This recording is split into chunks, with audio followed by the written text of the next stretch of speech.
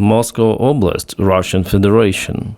A new huge volcano, one of the biggest ones in Russia. What is burning there is Wildberries storage facility. Wildberries is simply the Russian analog of Amazon, where they have storages, they have online platform, and they allow Russian business to operate. But because Russia hit lots of the same facilities in Ukraine, storages of Ukrainian post services, Nova Poshta services, Ukraine decided to retaliate on the Russian business. And the most interesting images, of course, we have from those aircraft. The Sheremetyevo airfield is not that far away from the place, and you see that the biggest storage of Wildberries, it went off completely, destroyed. I'm not sure about the sound because someone put the air traffic communication, maybe it was filmed from the cockpit of the airplane by pilots and published later on, but it definitely shows the situation for Wildberries. Not just one storage was hit, there were two of the big storages. And this is how it looks, basically a huge volcano. Cloud stopped there at some certain level, blocking the sun for the vast area of the Moscow Oblast. This Russian girl just arrived to Moscow and she says, look at those clouds, they're very strange.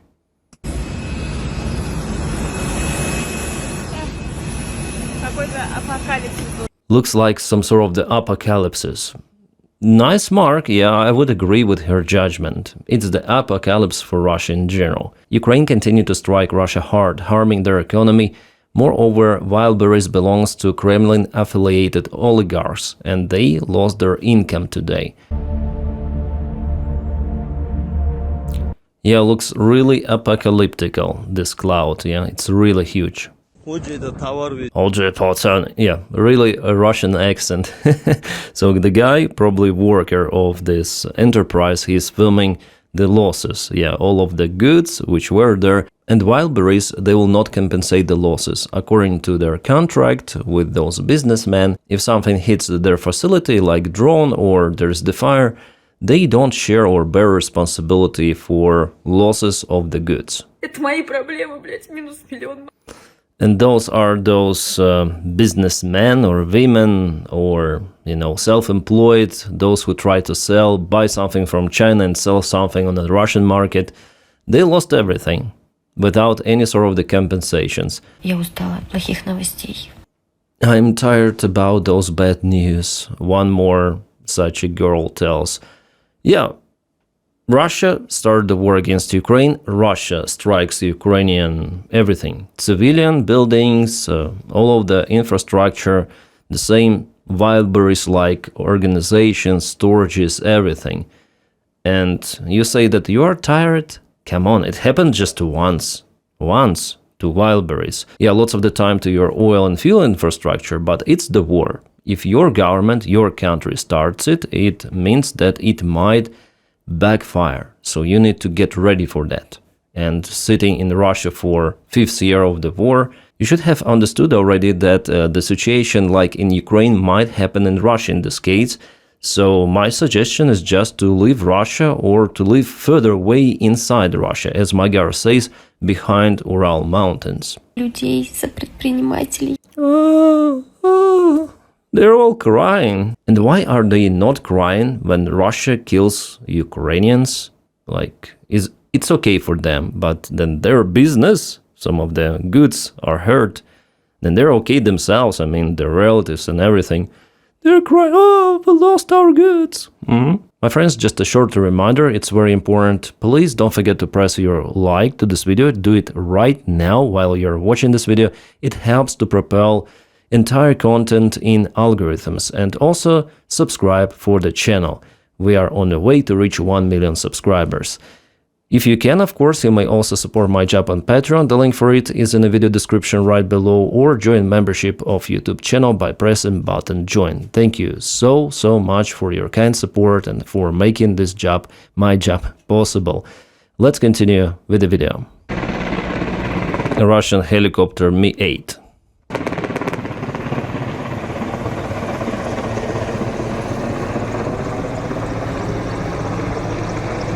Nice, beautiful picture. Yeah, it's gone completely, so it's the useless drop in water there. It's like, what for? Wildberries. They all understand what is burning. This is not Moscow itself, but Moscow Oblast, not that far away from the Moscow city. As for the life losses, according to official Russian channels, they're reported as none, so everyone was evacuated from perimeter at the proper time, it seems like. Nova Plus publishes those satellite images, which are fantastic. And this is the evacuation of the personnel at the very start of the fire.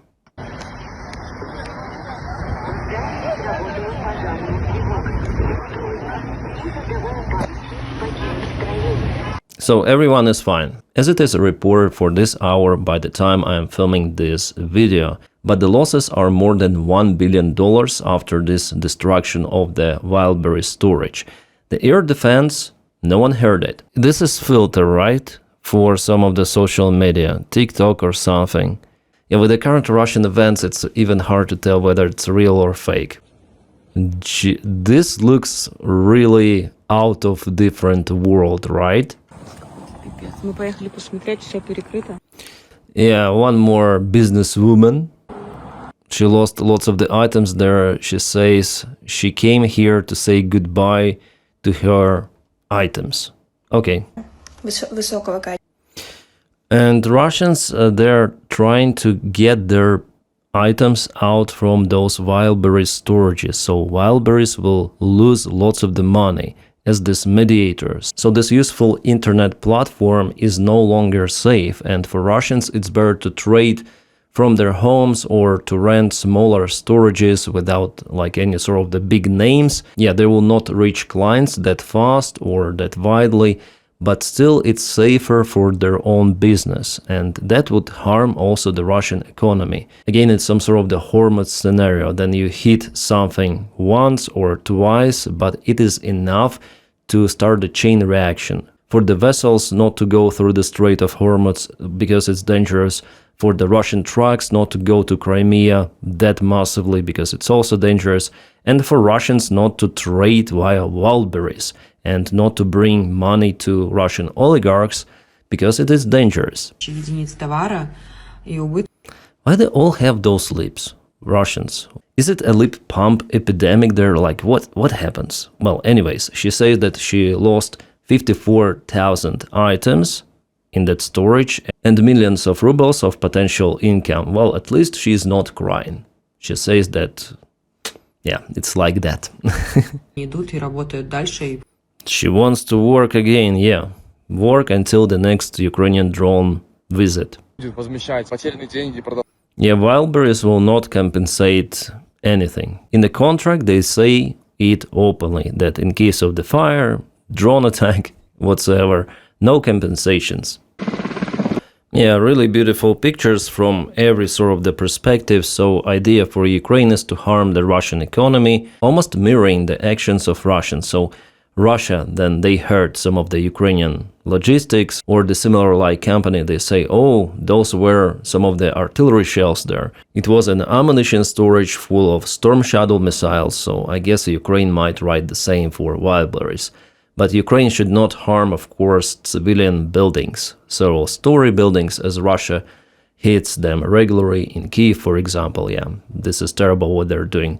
But I think this is also like a legitimate target, especially if Wildberries belongs to Putin-affiliated oligarchs. Yeah, guys, just look at this image. This is epic. This is crazy. So the storage, you see, one storage and then another one. Two of the storages. Plus, I think there is one more. It's partially smoke and maybe drone hit nearby, but Ukraine has lots of the targets to chase, I would say. Gonna save this one for the thumbnail, looks epic. Or maybe this one, like there are so many interesting images. Well, looks apocalyptic indeed. Well, after watching some of the videos, I disagree with the Russian official statements. There are some of the cancellations, let's say. And we have a bingo board with lots of the Russian potential big storages to be kaputted by Ukraine in this case, if Russia continues its own strikes on Ukraine, on Ukrainian companies, Ukrainian business. Russia even expanded the strikes on Ukrainian oil infrastructure, Ukrainian ports. It is happening also. Russia is hurting Ukraine too, but Ukraine has an advantage so far in the long-range strikes. The deep state publishes this weather satellite image, so this is Moscow city, and this is Elektrostal, a satellite, a small town of Moscow Oblast, and here you can see the smoke coming. So it covers the vast part of Moscow Oblast and also goes to Kaluga even. I think that this distance is something like 80 kilometers, maybe even more. So the aftermath is just enormous. And Moscow was not touched that much, I mean the city itself. But anyways, they see the smoke coming from Elektrostal. And this is the better satellite image for you. So Elektrostal, this Wildberries storage, the Moscow itself, and here's the smoke. Really big. And yeah, then Russia hit something in Ukraine. They say, like the Russian Defense Ministry, we hit the big munition storage logistical center of Novopost. But Novopost is the totally civilian company. They don't have any sort of the military cooperation or something. People just send items, goods, and also it's the platform like Wildberries to sell your items. That's it. But Russians say that the Ukrainian forces store their drones there and other parts. Yeah, Ukraine may tell the same for Wildberries, you know. Alright, this is the official Russian statistics. Just for the last week, they recorded 1,892 drones from Ukraine flying to reach Moscow region of Russian Federation. They say that most of the drones were intercepted, of course, and just some of the debris hit something. But this is extraordinary launch of the Ukrainian drones. It has never been like that, and it is little by little but changes the situation in the long-range strikes in Ukrainian favor. I would say that Ukraine has an advantage. Ukraine launches more of the drones now to hit Russian infrastructure than Russia itself, but Russia has ballistic missiles. And with those, Russia sometimes could be precise, hitting, for example, Kiev city. And Ukraine has no tools or minimum tools, it's better to say, to intercept Russian ballistics. Magyar comments about the strike on Wildberries. He says it's not about the direct losses for Russia, it's more than 100 billion rubles in damage. It's about shattering in an instant the illusion of a comfortable, peaceful life for the subsequent population of the aggressor country. It's a sharp jab to the most sensitive comfort zone, bordering on dependence on every single ordinary pro-Kremlin supporter. And then he says about some analogy with a bird and berries. So the idea is to move the war on the Russian territory, to face Russians with what they are really doing in Ukraine. And that's how maybe it is possible to convince Russian leadership to change something, to ceasefire at least, but I have doubts about it. I think that Putin will continue this war no matter what, and there are the news about mobilization, that it is coming imminently, that they obtained some of the intel about the possible mobilization in Russia this autumn, around 500,000 soldiers at once.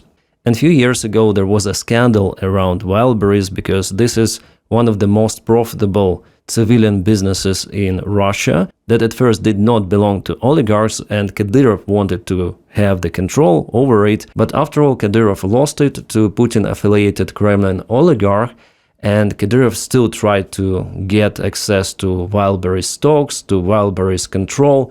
He even sent some of the group of the armored people. There was shooting, but it didn't work well for Kadyrov. He had to obey to Putin's personal will, and Wildberries was sent to another guy. So of course, as the source of money for the Russian regime, Wildberries is a legitimate target for Ukraine.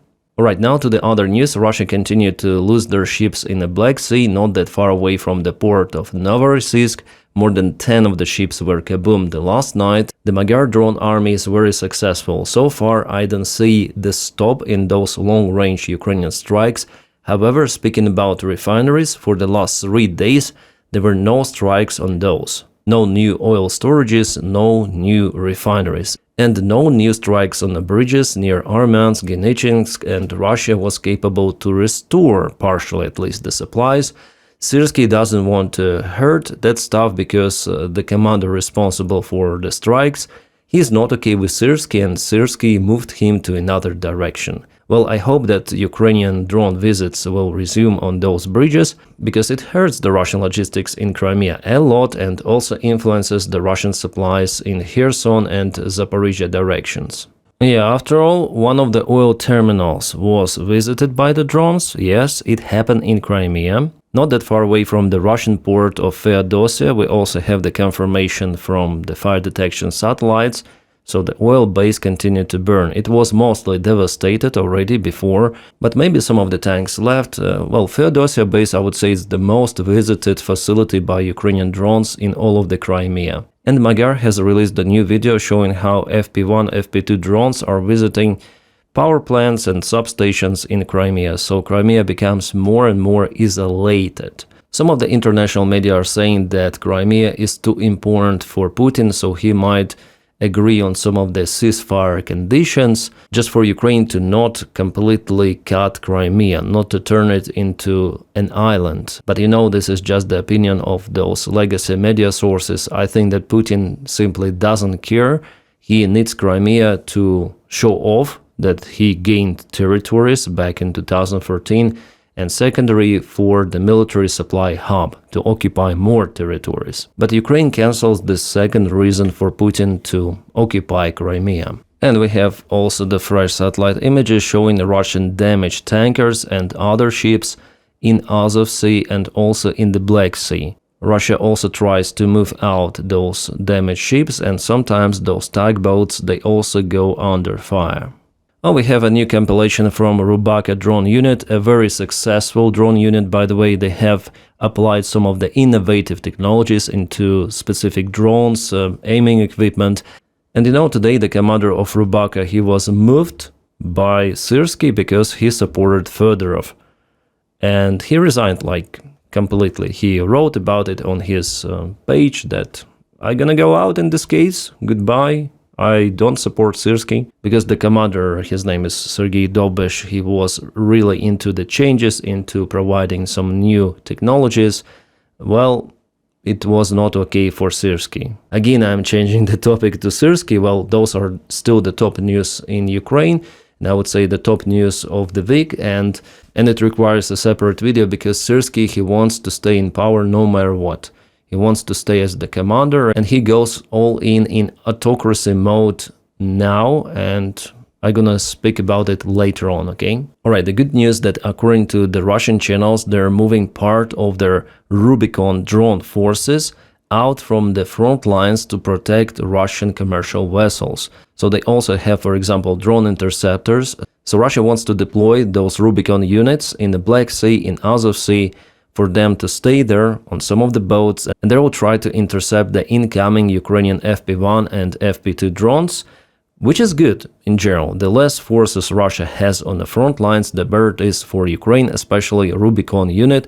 That's the most, I would say, sophisticated, advanced unit of the Russian army. The Russian regular army doesn't have those drone capabilities, but Rubicon, they usually deploy to the most difficult directions, and they operate there with a state-of-the-art drones that Russia has. Also fiber optic drones, it was the invasion of Rubicon. So they're very, very capable, and it's good that Russia split the forces. Alright guys, stand by for more updates, and if you can, please support my job on Patreon. The link for it is in the video description right below, or join membership of YouTube channel by pressing button join. My friends, thank you for making this content possible. And also don't forget to press like to this video, subscribe for the channel, it matters a lot. I wish you all a peaceful sky wherever you are, and have a great time.